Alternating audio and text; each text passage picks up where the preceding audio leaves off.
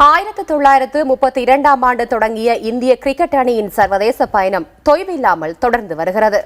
32 கேப்டன்களின் தலைமையின் கீழ் இந்திய அணி டெஸ்ட் போட்டிகளில் பங்கேற்று வருகிறது. அதன் வரலாற்று சுவடுகளை பார்க்கலாம் இப்போது. ஆங்கிலேயர்களின் ஆட்சியை எதிர்த்து போராடினாலும் அவர்களின் விளையாட்டான கிரிக்கெட் இந்தியர்களின் மனதில் ஆட்சியை பிடிக்கவே செய்தது. சுதந்திரத்திற்கு முன்பே இந்திய கிரிக்கெட் அணிக்கு சர்வதேச அந்தஸ்தும் கிட்டியது. 1932ஆம் ஆண்டு இந்திய அணிக்கு டெஸ்ட் கிரிக்கெட் அந்தஸ்து கிட்டியது.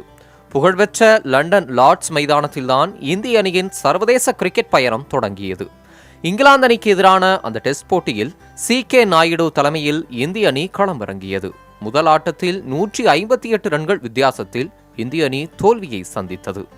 டெஸ்ட் போட்டியில் விளையாட தொடங்கி 20 ஆண்டுகளுக்கு பிறகுதான் இந்திய அணி வெற்றி கணக்கை தொடங்கியது.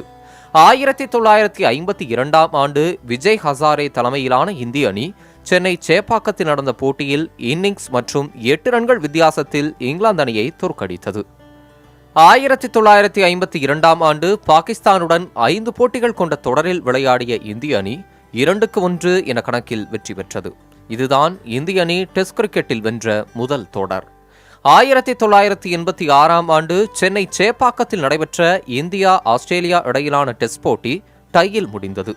2009ஆம் ஆண்டு இலங்கை அணிக்கு எதிராக 9 விக்கெட் இழப்பிற்கு 726 ரன்கள் குவித்ததே இந்திய அணியின் அதிகபட்ச ரன் எண்ணிக்கையாகும். 1974ஆம் ஆண்டு இங்கிலாந்து அணியுடனான போட்டியில் அஜித் படேகர் தலைமையிலான இந்திய அணி 2வது இன்னிங்ஸில் 42 ரன்களில் சுருண்டது. டெஸ்ட் கிரிக்கெட்டில் இந்திய அணியின் குறைந்தபட்ச ரன் இதுவாகவே இருக்கிறது. C.K. நாயுடு முதல் விராட் கோலி வரை மொத்தம் 32 பேர் இந்திய அணியின் கேப்டனாக செயல்பட்டுள்ளனர். இவர்களில் அதிகபட்சமாக தோனி 60 போட்டிகளிலும் சௌரவ் கங்குலி 49 போட்டிகளிலும் அணியை வழிநடத்தியுள்ளனர். இதுவரை 499 போட்டிகளில் விளையாடியுள்ள இந்திய அணி 129 போட்டிகளில் வெற்றி கண்டுள்ளது. 157 ஆட்டங்களில் தோல்வியை சந்தித்துள்ளது. 212 போட்டிகள் டிராவிலும் 1 ஆட்டம் டையிலும் முடிந்துள்ளன.